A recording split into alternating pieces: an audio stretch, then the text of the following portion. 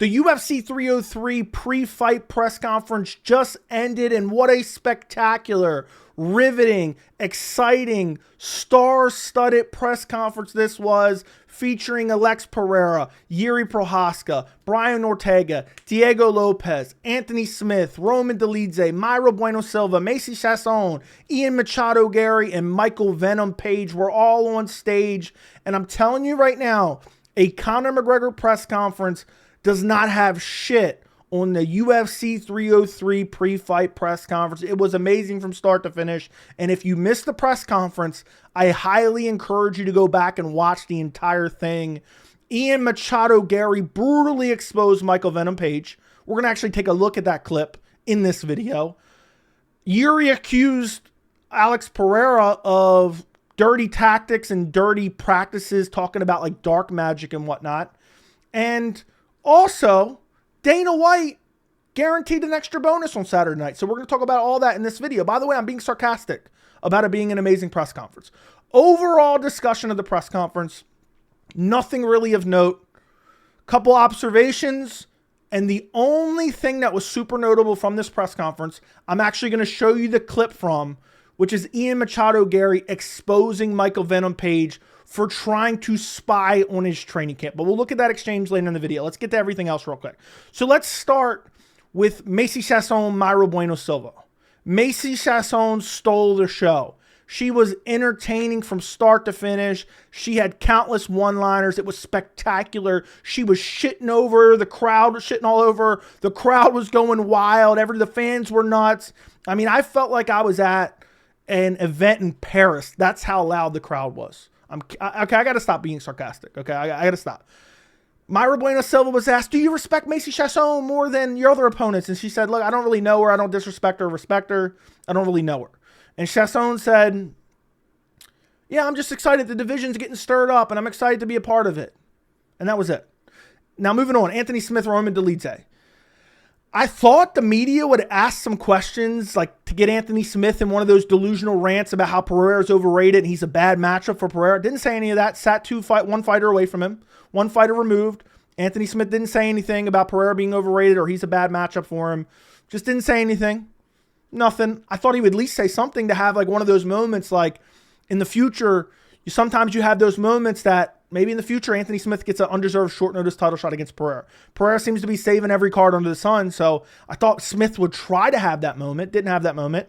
Didn't really say anything other than I'm a fighter's fighter. I'll step in and fight any time. And I don't consider myself a company man. I'm just ready to go. And if I continue to win, I'm going to find myself in a title shot sooner or later.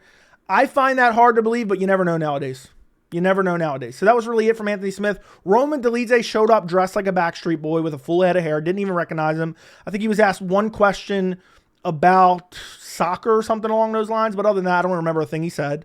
Co-main event. Brian Ortega, Diego Lopes.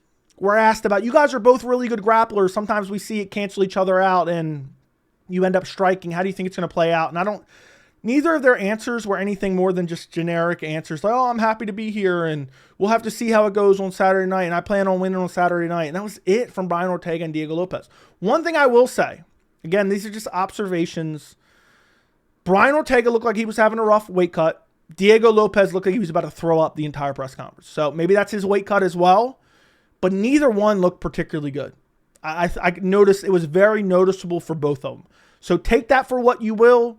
I'm just giving you my reactions to the press conference. By the way, guys, I didn't used to do these, and then people ask me to do them, and they're very easy videos to do, so I continue to do them. Let me know. You guys still want to see me continue to do these press conference reactions? I'm genuinely curious how you feel about them. But that was really it for the co-main event. I mean, so for 3 fights on the card, on the main card, there was really nothing. Really nothing of substance outside of some physical observations. So you really only had, like one really good exchange with the main event. That was interesting, which we're going to get to the main event in a second. And then the Garry, Michael Venom Page exchange, which I thought was the most notable exchange of the whole press conference. And then you had Dana White.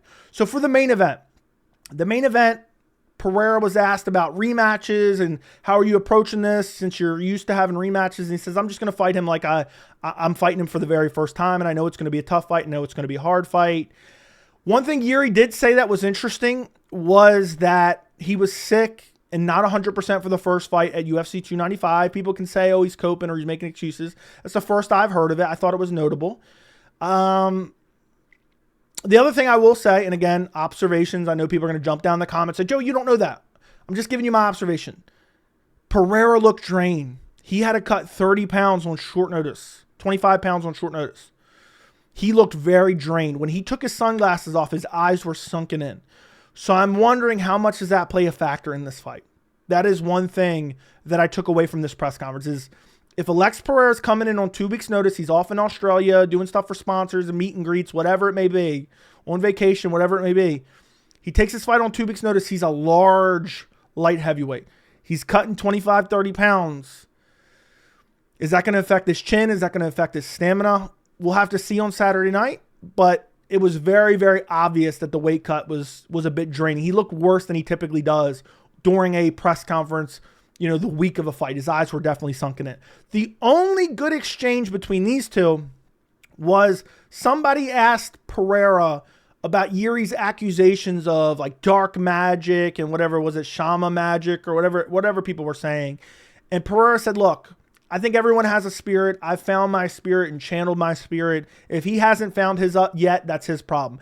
And Jiri had a very bizarre response to that. And he said, people are saying this has to do with my self-confidence. This has nothing to do with my self-confidence, but he's got dirty practices, and then points to the sky. So I don't know if Jiri thinks Pereira is some type of witch doctor or has a voodoo doll. But that's not very, confidence inducing in terms of the main event. If Yuri's like, yeah, I want him to stop using this dark magic. Does he really believe this? Is he trying to have something funny, promotable? I don't know. He seemed like he was being dead serious. And so he's saying essentially Pereira is participating in some type of dark voodoo magic, which is very, very bizarre. I don't know if it has to do with the face paint. I don't know if it has to do with the the entrance where he's like shooting the bow and doing the stuff and his connections with, tribes and whatnot. But imagine Yuri's not crazy and he's being dead serious. And this is actually a real thing that we just don't know about and we'll never believe him. We'll just think he's crazy, but very, very bizarre. And that was really the only entertaining exchange in terms of the main event fighters. That was really, I'm trying to think right now if there's anything else I missed before we get to the actual entertaining part of the press conference, which was Machado Garry and Michael Venom Page. But yeah, I think that was pretty much it for the main event. So Jiri is doubling down. Alex Pereira is using dark magic to try to beat me, but he's still 100% confident. He still has, self-confidence in this fight. So that's it for the main event. Okay, now we have Garry and Michael Venom Page, which I want to say the star of the show, but I'm just saying it was the most notable portion of the entire press conference. So it started off with someone asking MVP, is Ian Garry a can? Because MVP made a comment that if I was fighting Ian Garry outside the UFC, people would be saying he's a can, which is partially true, but that also shows kind of how MVP has a complex because he was a can crusher outside the UFC. And every time he had to step up in competition, he typically lost. He got the one really close win over Lima, but typically he lost. And he answered, he said, no, it's perception. If he was outside the UFC, he wasn't a UFC fighter, people would say he's a can, but I actually think he's a good fighter, basically is what he said. And they asked MVP also right after that, are you not excited? Or no, wait, no, that's not what it is. They asked him, how do you feel about Garry saying he's not excited to fight you because you do nothing for his career and because of your ranking? MVP just sat there in silence. The reporter said, Michael, just sat there in silence. He didn't want to answer because he knows it's true. He knows that it's true. I mean, I think this is a compelling matchup. I'm not complaining about it, but it's one of those fights where I'm already telling you guys right now, if Ian Machado Garry goes out there and starts his MVP, everyone will say, oh, well, he's just a can crusher. He's a bum. He's nobody. That's what will happen. But MVP just stayed quiet and just ignored the question multiple times. Then Garry was asked about kind of underestimating MVP, and he said, he's a great striker, but I'm going to prove that I'm better, and I'm not underestimating him. Essentially, I just know that I'm better. And MVP responded to him. There was a bit of an exchange. Maybe I have this a little bit out of order. MVP exchanged and said that I think he's just trying to minimize me in his head. He's trying to make me less of a challenge in his head for his confidence. And this is where the confidence starts. And we're going to take a look at a very short clip here in a second of the final, basically the final exchange of the press conference, where Gary unveiled something that was very, very interesting. But Gary goes on to say, or hold on, wait, before Gary goes on to say something very interesting, MVP talking about his Spotify song BBL Gary, which I think is something to do with some joke he made at one point in time, and the fans thought it was funny because they don't like Gary and they like to pick on Gary. And like he was singing it at Media Day, I saw a clip of, and he was talking about, yeah, check it out on Spotify. I'm walking out to it on Saturday night. I'm telling you right now, as much as people hate Gary and they're rooting for MVP right now, if MVP wins and goes on a winning streak, those same fans are going to turn on MVP because he's cringy and he's corny as hell. So the whole song thing, I thought landed flat. By the way, the entire crowd was dead the entire time. I know I joked earlier about it being a ruckus crowd. It was an absolute embarrassment of a crowd. They booed Gary. They cheered MVP, but it wasn't like anything crazy. It wasn't like a crazy roar. It was dead silent. Dead silence. And then you had Gary talking about, I'm not underestimating you. I just know that I'm better than you. And when you have a bad trash talker up there, an MVP, who's a bad trash talker, you know, he taunts in the cage, but he can't really talk that well. That what they do, and you see this in press conference after press conference after press conference, when there's somebody who tries to talk trash versus someone who can't talk trash, they say, I can't understand you. I can't understand you. And he says, I'm going to need subtitles. And then Gary just repeats himself very slowly. And then MVP just kind of chuckles it off. And I'm trying to think what order this went in. One thing that Gary did say that I know people say, oh, you just ride Gary. No, there's certain things about fighters that I like. When asked essentially about, you know, you've embraced the villain role and this and that, Gary responded and said, because it was kind of the villain role regarding saying MVP isn't that good and he's way better than MVP and he's going to blow MVP out of the water. And they're saying, you embraced the villain role. And he said, I have not embraced the villain role. I'm just being myself, and people who are uneducated hate on me for it, which is true. People hate on him for certain things, for certain aspects of his life that have been misconstrued in the media in general. And a lot of fighters have kind of latched onto it because they're like, oh, Gary's kind of got to get in a name here and let me shit on him a little bit as well. But one thing he said right after that, he said, look, I don't care who I'm fighting. I'm going to beat MVP. Then I want, you know, Usman. Then I want Shavkat. Then I want Colby, because he was asked specifically about Colby. And he says, I don't care who's next, but I'll take Colby. I'll take Usman. I'll take Shavkat. I'll take anyone. Colby would literally rather get a root canal than even mention Shavkat's name. So the fact that Ian Machado Garry, I don't care what you think of him or what you think you're supposed to think of him, the fact that he's up there saying, when I win this fight, I want a Colby fight, I want an Usman fight, I want a Shavkat fight. You know, he said in the past, I want the Leon fight, obviously. I think he's going to get a big fight in his next fight. No one's saying Shavkat's name. Nobody wants Shavkat, so shout out to him for that. And then is when we start to get into the real interesting part of the presser, and I'm going to show you a very brief clip from it here in a second. But it starts going on with Gary saying MVP couldn't win a belt in Bellator. I am going to end his career. He is here trying to legitimize his Bellator career where he was a can crusher. And that's facts. That's 100% facts. I mean, there's nothing you can really say. MVP's just over there kind of laughing it off a little bit. But you can tell that MVP, you know, he's shook by that. You know, you can tell that it's kind of cutting deep a little bit. And then you get into the exchange where he says, I broke his confidence. You know, his brain's scurrying away. His self-confidence is fucked. And you could tell, like, Gary's getting at something. I could tell this in real time when I was doing my stream. I'm like, what is he getting at here?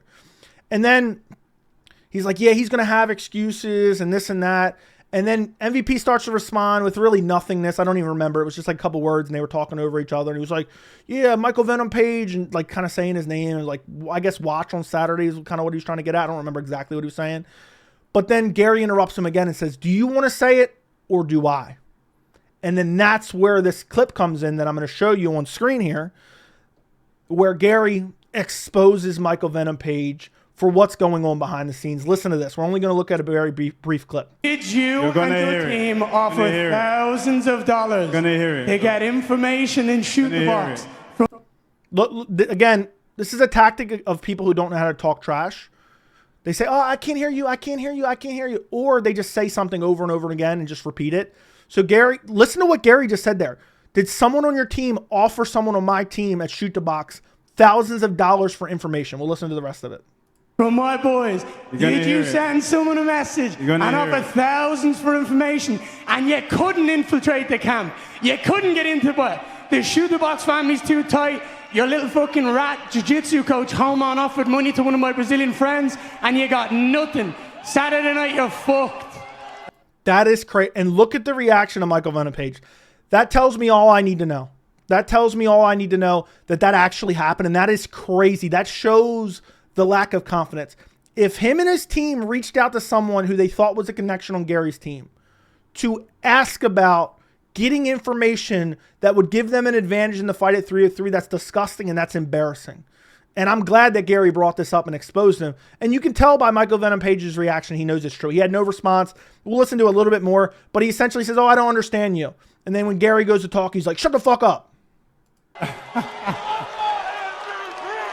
Anyway, all I know is the one only MVP. See, like the one and only MVP, and then Gary goes on to say, is here now at the UFC. You're never fighting again. I'm about to make some noise. You and your jiu-jitsu coach are getting suspended for life. Now, I don't know what the rules are in terms of the commissions and trying to buy information about certain fighters in certain camps.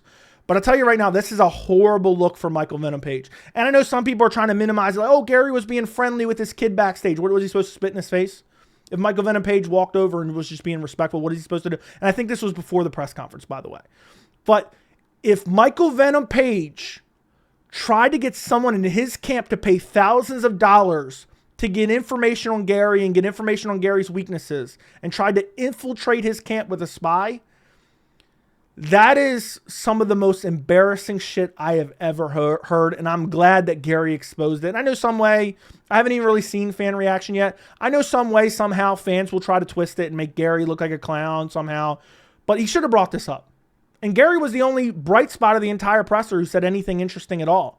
And again, this is Gary. He's shown a consistent ability where he doesn't make up something fake. He finds something and then uses it to kind of promote the fight. He finds something that happens, some trash talk or some real thing.